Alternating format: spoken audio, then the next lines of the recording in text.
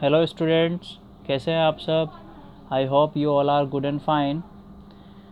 This is the video of class 9 chapter first matter in our surroundings.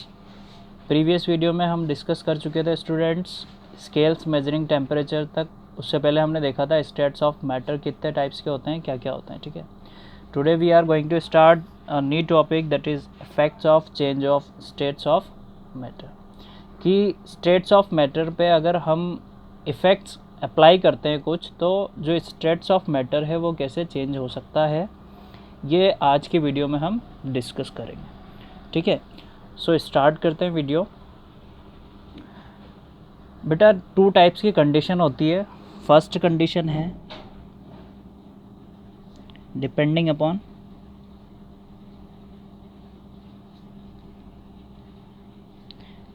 Upon temperature. अगर temperature पर dependency देखता हूँ मैं states of matter की, तो कैसे चेंज होगा। Second thing,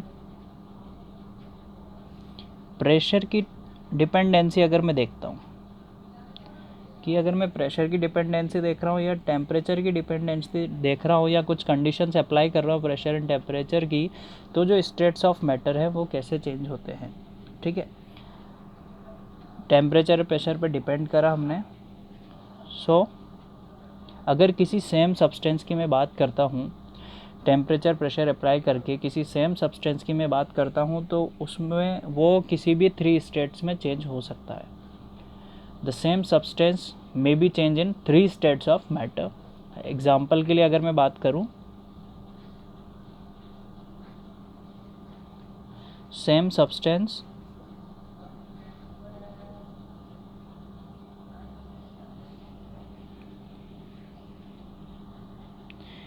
may exist in any one of the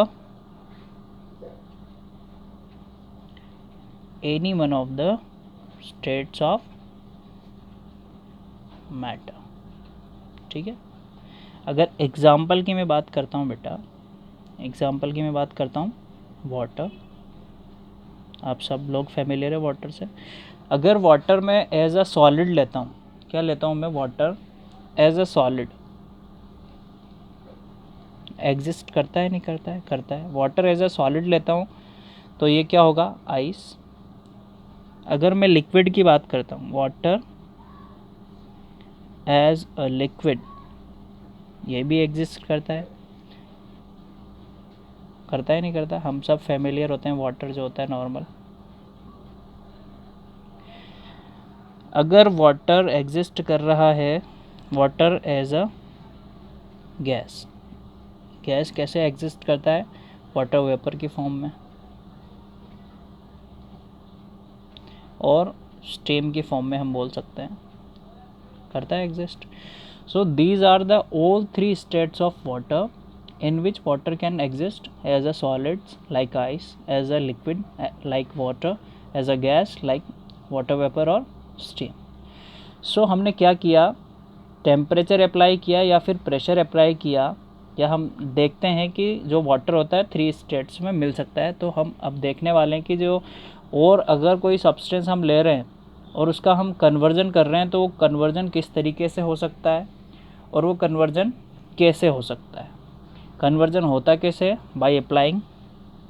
conversion हम बेटा 2 तरीके से कर सकते हैं। First one is by applying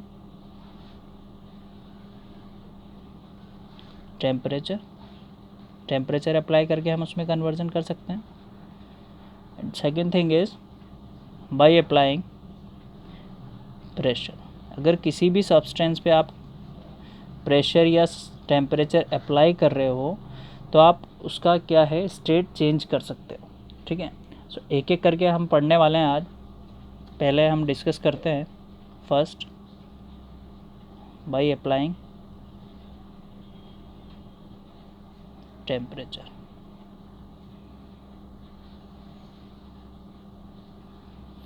कि अगर किसी सब्सटेंस पे मैं टेम्परेचर अप्लाई कर रहा हूँ तो वो कैसे चेंज होगा। ठीक है, कैसे चेंज होगा? अगर किसी भी सब्सटेंस का टेम्परेचर बढ़ा दिया जाए या सब्सटेंस का टेम्परेचर कम कर दिया जाए तो होगा क्या बेटा?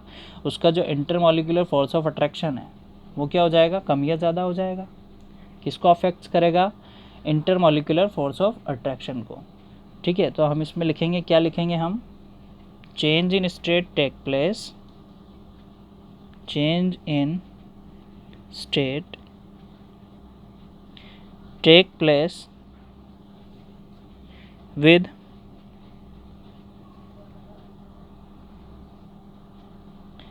increase or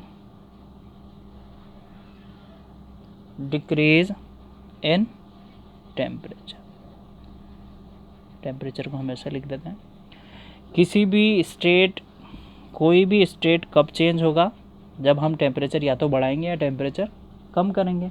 इस चीज़ को हम दो तरीके से समझ सकते हैं, या मैं कहूँ कि दो कंडीशन से अपन समझ सकते हैं। फर्स्ट हम लेते हैं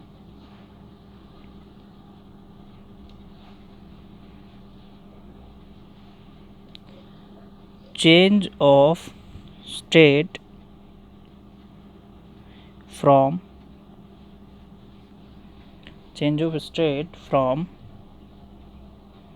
सॉलिड टू लिक्विड।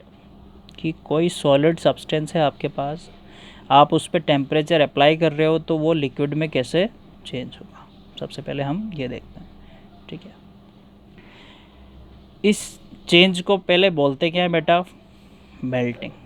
क्या बोलते हैं? मेल्टिंग। मेल्टिंग होता क्या है? ऐसा प्रोसेस जिसमें कोई भी सॉलिड सब्सटेंस किस में चेंज हो जाता है? लिक्विड सब्सटेंस में। किस में चेंज हो जाता है बेटा? सॉलिड सब्सटेंस लिक्विड सब्सटेंस में चेंज हो जाए तो उस चेंज को हम क्या बोलते हैं? उस प्रोसेस को हम क्या बोलते हैं? मेल्टिंग। तो हम इसमें लिखेंगे द प्रोसेस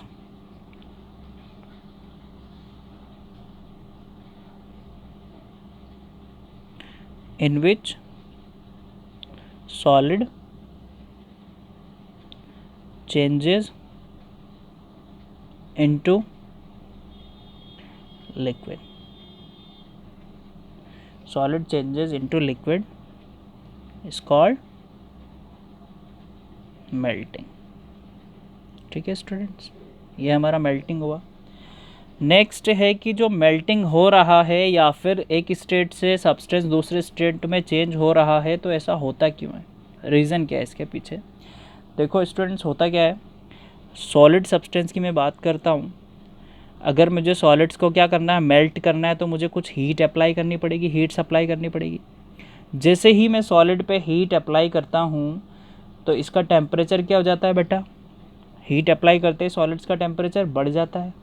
जैसे ही टेम्परेचर बढ़ रहा है क्या होगा? सॉलिड पार्टिकल्स की काइनेटिक एनर्जी बढ़ जाएगी। ये सॉलिड पार्टिकल्स है,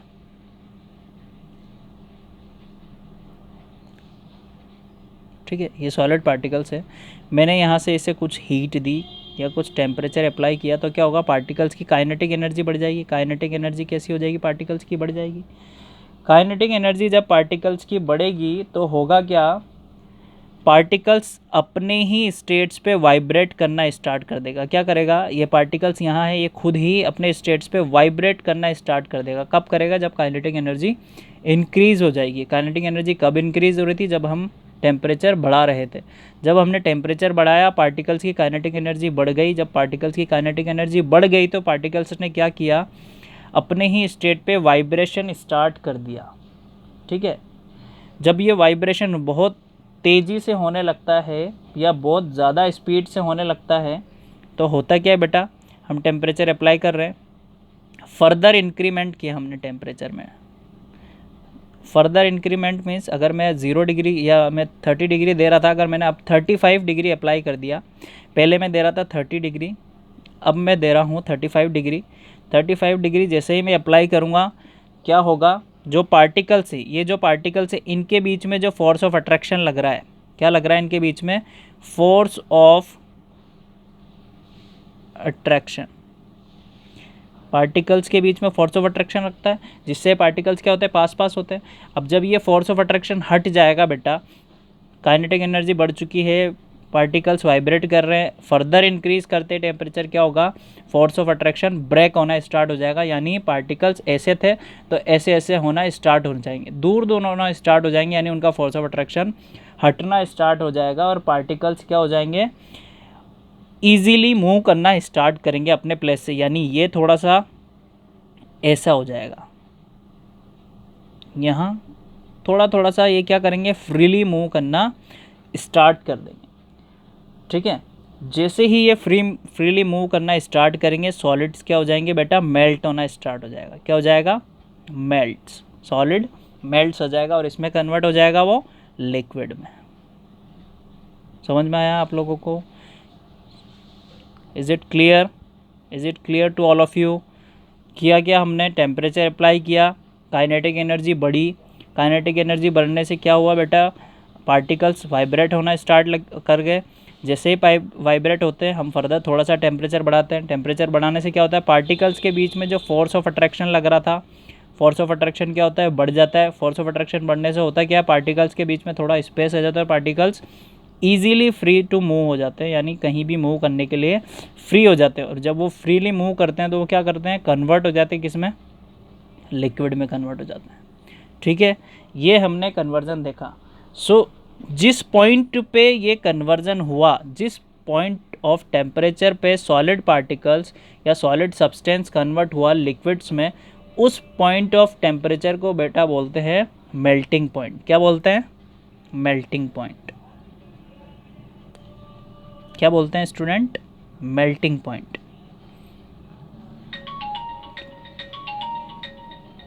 क्या बोलते हैं, मेल्टिंग पॉइंट। होता क्या है, the temperature at which solid become a liquid at atmospheric pressure. ठीक है, होता क्या है, ऐसा टेम्परेचर जिस पे कोई भी सॉलिड्स क्या करता है, लिक्विड में कन्वर्ट हो जाता है। किस में कन्वर्ट हो जाता है, सॉलिड लिक्विड में कन्वर्ट हो जाता है एट एटमॉस्फेरिक प्रेशर। मीन्स जिस भी प्रेशर, जितना भी प्रेशर है एटमॉस्फेयर का, उस प्रेशर पे जब कोई सॉलिड लिक्विड में कन्वर्ट हो जाता है तो उस पॉइंट ऑफ टेम्परेचर को हम बोलते हैं मेल्टिंग पॉइंट। एक बार हम लिख लेते हैं, द टेम्परेचर, टेम्परेचर को मैं ऐसे लिखता हूँ, eight which a solid melts to become a liquid at atmospheric pressure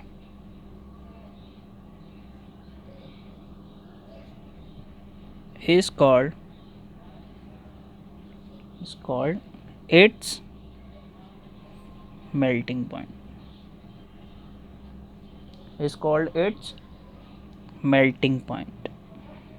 okay student, यहाँ तक क्लियर है आपको?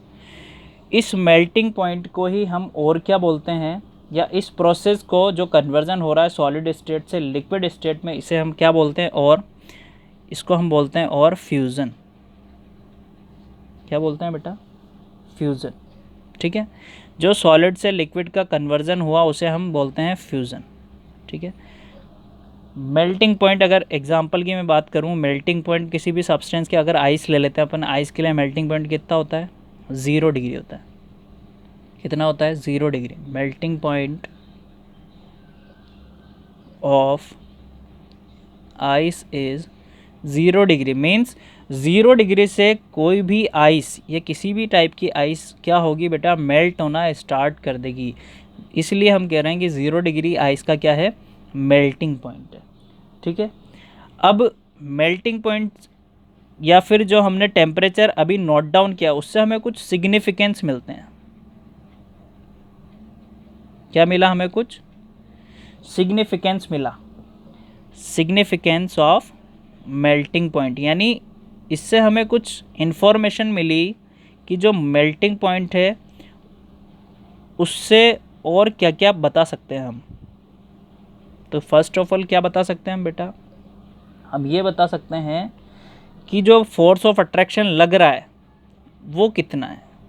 हम बता सकते हैं स्ट्रेंथ ऑफ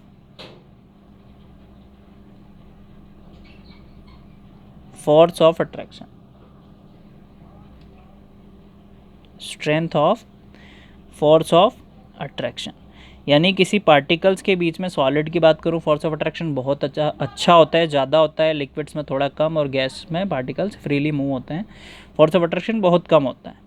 तो मेल्टिंग पॉइंट से मुझे क्या पता लगेगा कि पार्टिकल्स के बीच में फोर्स ऑफ अट्रैक्शन कैसा है, यानी मुझे कितना ज़्यादा टेम्परेचर अप्लाई करना पड़ रहा है कि मैं उनका जो फोर्स ऑफ अट्रैक्शन है उसे ब्रेक कर दूँ। जितना ज़्यादा अप्लाई करना पड़ेगा उसका मतलब क्या है कि वो पार्टिकल्स उतना ही ज़्यादा स्टेबल है, या मैं कह सकता हूँ कि उस सॉलिड है। थोड़ा कम दूंगा तो लिक्विड है, और बहुत ही कम टेम्परेचर अगर मैं अप्लाई कर रहा हूँ तो मैं बोल दूंगा कि ये क्या है, गैस है। दूसरी चीज़ हमें क्या पता लगती है, प्योरिटी पता लगती है, टू चेक द प्योरिटी। अगर मैं टेम्परेचर अप्लाई कर रहा हूँ और जल्दी से कोई भी सॉलिड लिक्विड में कन्वर्ट हो जाता है, तो मैं बता सकता हूँ कि क्या है, जो मेरे पास सब्सटेंस है वो प्योर है। अगर उसे मेल्ट होने में थोड़ा टाइम लग रहा है बेटा, मतलब उसमें कुछ ना कुछ इम्प्योरिटी मिक्स है। जो इम्प्योरिटी मिक्स हो रही है उसकी वजह से जो मेरा मेल्टिंग पॉइंट है वो 30 डिग्री से बढ़कर, अगर एग्जांपल मैं अज्यूम करता हूँ 30 डिग्री पे मेरा कोई सब्सटेंस मेल्ट हो रहा है, अगर मैं उसमें कुछ इम्प्योरिटी मिली हुई तो वो 30 डिग्री बढ़कर कितना हो जाएगा, 32 या 35 डिग्री उसका जो मेल्टिंग पॉइंट है वो पहुंच जाएगा। ये मुझे कैसे पता लगेगा, जब मैं टेम्परेचर नोट डाउन करूँगा। तो हम प्योरिटी भी चेक कर सकते हैं कि सब्सटेंस प्योर है या नहीं, किससे, मेल्टिंग पॉइंट से। ठीक है, सो ये दो चीज़ हमें पता लगाई जा सकती है। थर्ड चीज़ होती है nature of matter, nature of matter. आप नेचर कैसे पता लगा सकते हैं मैटर का, कि सॉलिड है, लिक्विड है या गैस है, आप इजीली पता लगा सकते हैं। सॉलिड्स में थोड़ा ज़्यादा टेम्परेचर अप्लाई करना पड़ेगा, लिक्विड्स में कम, और गैस में सबसे कम टेम्परेचर अप्लाई करेंगे तो लिक्विड्स जो होगा वो किस में कन्वर्ट हो जाएगा, ईज़िली वो कन्वर्ट हो जाएगा दूसरे स्टेट्स में। ठीक है, अब आपने एक नाम सुना होगा बेटा, latent heat, latent heat, latent heat, latent heat. होती क्या है, देखो क्या करते हैं, होता क्या है बेटा, देखो जैसे ही मेल्टिंग स्टार्ट हो जाता है, क्या होता है, मेल्टिंग पॉइंट स्टार्ट हो जाता है, या मेल्टिंग कोई भी चीज़ सॉलिड है, आइस की बात कर लूँ, जैसे ही उसका मेल्टिंग स्टार्ट हो जाता है तो होता क्या है, जो टेम्परेचर मैं अप्लाई कर रहा हूँ किसी भी सॉलिड में, वो टेम्परेचर क्या रहता है, कांस्टेंट रहता है। मेल्ट होना स्टार्ट हुआ, टेम्परेचर कंटिन्यूस अप्लाई किया जा रहा है, किया जा रहा है, किया जा रहा है, किया जा रहा है, और कब तक किया जाता है वो टेम्परेचर अप्लाई, जब तक वो दूसरे स्टेट में कन्वर्ट नहीं हो जाता। तो मेरे माइंड में एक क्वेश्चन आ रहा है बेटा, आपके माइंड में मुझे पता नहीं है आ रहा है कि नहीं आ रहा, मेरे माइंड में एक क्वेश्चन आता है कि जो मैं कंटिन्यूसली हीट सप्लाई कर रहा हूँ, या मैं टेम्परेचर जो कंटिन्यूसली दे रहा हूँ किसी भी सब्सटेंस को, वो टेम्परेचर या वो हीट एनर्जी जा कहाँ रही है। समझ आया क्वेश्चन? कोई भी सॉलिड सब्सटेंस है, हीट एनर्जी अप्लाई करी, मेल्ट होना स्टार्ट होगा, कॉन्स्टेंटली मैं उसे हीट सप्लाई कर रहा हूँ, हीट सप्लाई कर रहा हूँ। कब तक मैं कर रहा हूँ, जब तक दूसरे स्टेट्स में वो चेंज नहीं हो रहा है। तो जो मैंने कंटिन्यूसली हीट उसे सप्लाई की है, वो हीट जाती कहाँ है, इसका आंसर हम अब देखते हैं बेटा, वो हीट जाती कहाँ है। ठीक है, सो होता क्या है, जो ये हीट एनर्जी हम एक्चुअली में अप्लाई कर रहे हैं कंटिन्यूसली, वो क्या काम आती है, जो पार्टिकल्स के बीच में फोर्स ऑफ अट्रैक्शन लगा होता है बेटा, ये कोई पार्टिकल्स है, ये किसी अरेंजमेंट देखते हैं हम किसी सॉलिड पार्टिकल्स का, ये सॉलिड पार्टिकल्स हैं, मैं इसे मेल्ट कर रहा हूँ, सॉलिड पार्टिकल्स है, मैं इसे मेल्ट कर रहा हूँ, मैंने हीट देना स्टार्ट करा, इसे हीट कंटिन्यूसली सप्लाई हो रही है इन पार्टिकल्स को, जो कॉन्स्टेंटली हीट दी जाती है, कॉन्स्टेंटली हीट, वो क्या काम आती है बेटा, फोर्स ऑफ अट्रैक्शन को ब्रेक करने के काम आती है। किसको काम आती है, फोर्स ऑफ अट्रैक्शन ब्रेक करने के काम आती है। किसके काम आती है, फोर्स ऑफ अट्रैक्शन ब्रेक करने के बिटवीन द पार्टिकल्स। जो इन पार्टिकल्स के बीच में फोर्स ऑफ अट्रैक्शन लगा हुआ होता है, जो कॉन्स्टेंटली हीट दी जाती है, वो क्या करती है, इसके बीच का फोर्स ऑफ अट्रैक्शन ख़त्म कर देती है। जब फोर्स ऑफ अट्रैक्शन ख़त्म हो जाता है पार्टिकल्स में, तो क्या होता है, पार्टिकल सॉलिड से लिक्विड में चेंज हो जाता है। जब ये फोर्स ऑफ अट्रैक्शन हट जाएगा तो पार्टिकल्स क्या होंगे, आसानी से घूमेंगे इधर उधर। ये पार्टिकल्स इधर जाएगा, ये इधर जाएगा, इधर जाएगा, इधर जाएगा। अभी क्या हो रहा है, इन पार्टिकल्स को एक फोर्स ने आपस में बांध के रख रखा है। जब ये फोर्स हट ही जाएगा तो पार्टिकल्स आराम से घूमेंगे, और जो कन्वर्जन है एक स्टेट से दूसरे स्टेट में वो इजीली हो जाता है। तो एक कॉन्स्टेंटली हीट जाती कहाँ है, फोर्स ऑफ अट्रैक्शन को ब्रेक करने में जाती है।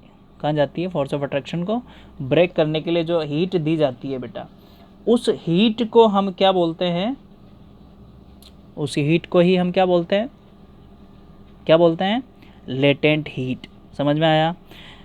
क्या किया अपन ने, हीट सप्लाई करी, कॉन्स्टेंटली हीट जा रही है, हीट से क्या होगा, फोर्स ऑफ अट्रैक्शन हटेगा। फोर्स ऑफ अट्रैक्शन हटने से क्या होगा, जो काइनेटिक एनर्जी है वो बढ़ जाएगी। काइनेटिक एनर्जी क्या होगी, पार्टिकल्स की बढ़ जाएगी। पार्टिकल्स की काइनेटिक एनर्जी बढ़ी तो पार्टिकल्स क्या करेंगे बेटा, मूव करना स्टार्ट करेंगे। क्या करेंगे, वाइब्रेशन स्टार्ट करेंगे। क्या करेंगे, वाइब्रेशन स्टार्ट कर देंगे। वाइब्रेशन स्टार्ट करने के बाद जब हम कंटिन्यूसली हीट सप्लाई करेंगे तो पार्टिकल्स क्या हो जाएंगे, फ्री टू मूव। जो ये फर्दर इंक्रीमेंट लगता है, फर्दर इंक्रीमेंट ऑफ हीट, इस हीट को हम क्या बोलते हैं, लेटेंट हीट। क्या बोलते हैं बेटा, लेटेंट हीट। ग्रीक में लेटेंट का मतलब होता है, ग्रीक लैंग्वेज में लेटेंट मीन्स होता है हिडन। क्या होता है, हिडन। इसलिए हम इस हीट को क्या बोलते हैं, छुपी हुई हीट। इसलिए इस हीट का नाम रखा गया है लेटेंट हीट। ठीक है, लेटेंट हीट ऑफ फ्यूज़न क्यों बोल रहे हैं हम, क्योंकि सॉलिड से स्टेट किस में चेंज हो रहा है, लिक्विड में, इसलिए हमने इसका नाम दे दिया लेटेंट हीट ऑफ फ्यूज़न। एक बार डेफिनेशन देखते हैं हम इसकी, होती क्या है latent heat of fusion. So the amount of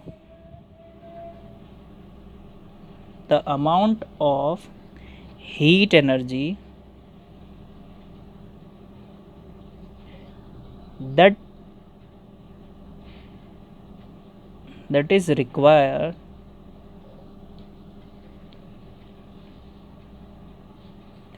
to change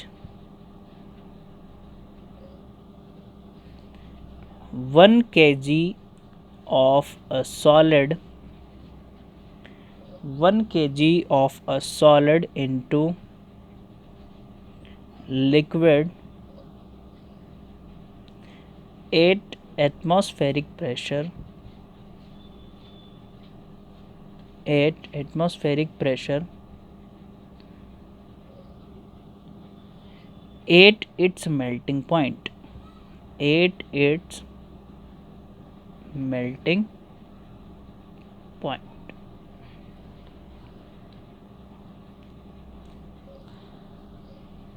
is called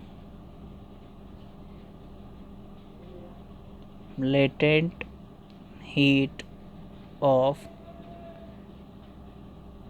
fusion। समझ में आया।